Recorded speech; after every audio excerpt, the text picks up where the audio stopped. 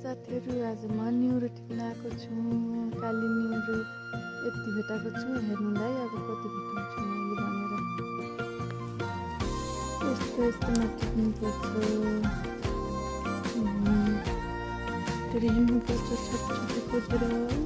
त्यहाँ पनि छ ढुङ्गाला।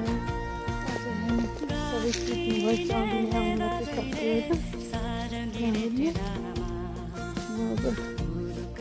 अब बारीमा जानेछु। मेरो बारीमा त्यहाँ पनि छ, अझै गएको छैन। त्यहाँ जाँदैछु।